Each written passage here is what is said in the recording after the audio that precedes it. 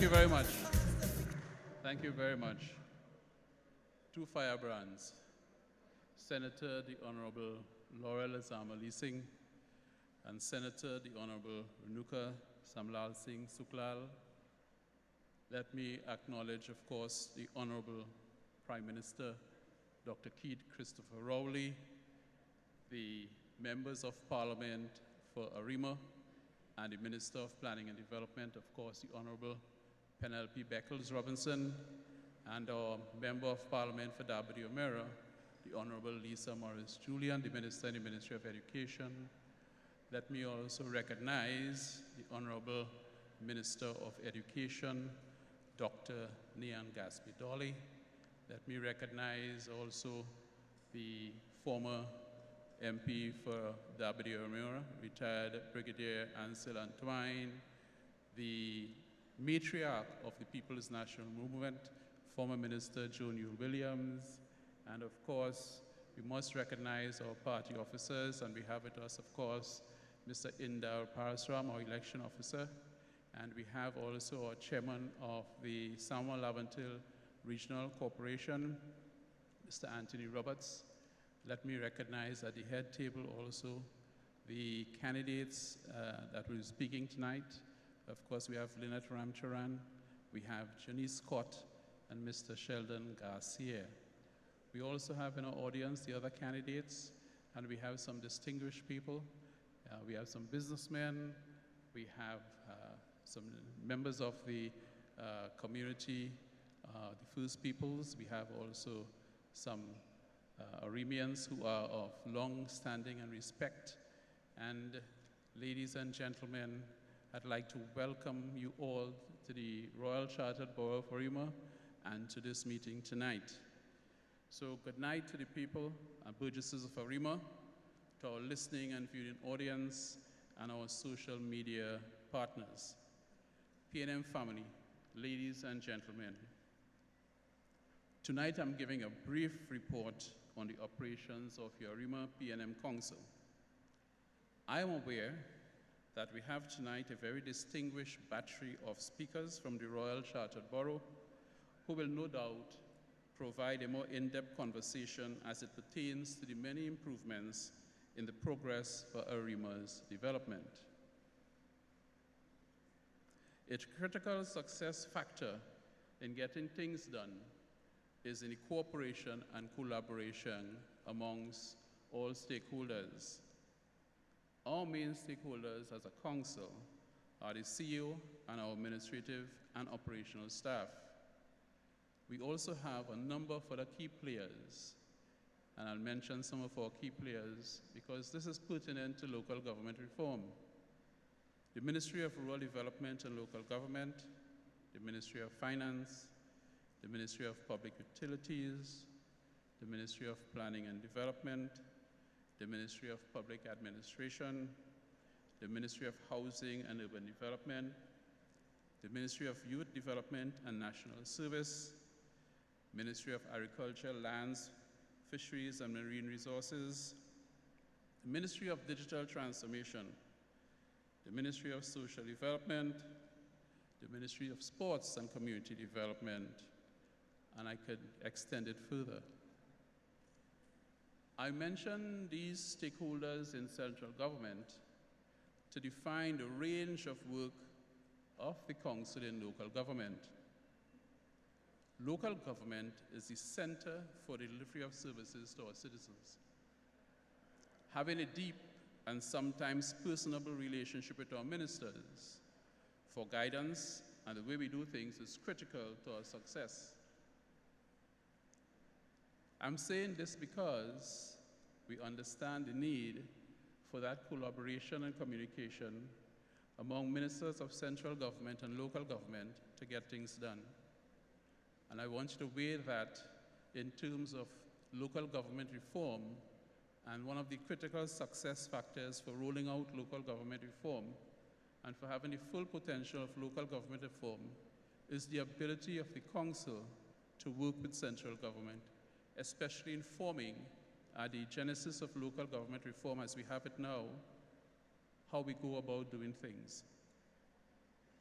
As a council and corporation, we also need to engage civil society, our NGOs, CBOs, our business associations, sporting partners, and other civic-minded organizations. Our churches and faith-based organizations are also critical to the development of a borough corporation to further not only development, but the upliftment of all our citizens and society.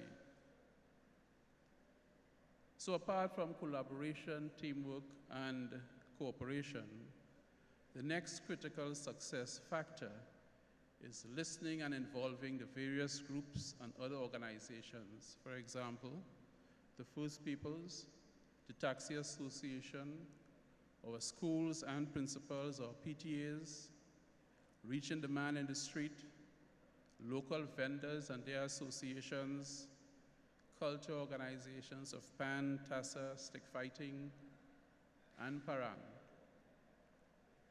The range of projects and activities that must be done to engage the delivery of services in local government is far and wide. That's why local government reform is so very critical to the lives and livelihoods of our people. The reform proposed with executive authority must be in the hands of those you can trust, with integrity, honesty, honor, and duty, and they are critical to the success of our people. The quality of our leadership, and leadership that has a true servant leadership, is at the center of our nation building. Taking executive leadership involves that collaboration, cooperation, and teamwork that we spoke about earlier. But leadership without adequate resources cannot by itself make for increasing or exponential change. Funding is very important, and local government reform makes this funding accessible and available. Our response to urgent and immediate requests from our burgesses will be less bureaucratic and more timely. So apart from the efficiency and the increasing effectiveness of councils through local government reform, what are the other benefits? The other benefits are a better organized and structured organization that is the Borough Corporation, such as a monitoring and evaluation department, a quality assurance department, a restructured spatial planning and engineering department, a functional human resource planning area, broader human resource skills and competencies which are to be recruited and to be developed within the corporation, highly trained staff, increased training and development, and the timely maintenance of schools and government buildings are some of the benefits of local government reform. So I've spoken about the need for leadership. I've spoken about the need for resources. Those are things that the Local Government Reform Act provides for us. Now I want to speak something of what the council has done so far in the limited time I have. We have a new and functional municipal police station. We have a substation to serve Greater Malabar and additional vehicles and resources for the municipal police. This provides us the platform by which we can now tackle some of the other issues that relate to solving crime. We have a fully functional and refurbished town hall with full emergency power and water resources, and that will even be more enhanced in the near future. We have a new ICT access center being built at the Arima market, which will provide access to the most vulnerable of our groups, that is our senior citizens, where they'll be able to access end-to-end government services, and that is being built out with the assistance of the Ministry of Digital Transformation and the IDB. We have upgraded our Arima market with new cold storage facilities, lighting, and new vending capabilities. We have the installation of solar lights in our parks, environmentally friendly park seating now, 2 new jogging tracks, the completion of 21 projects for 2022 and 2023.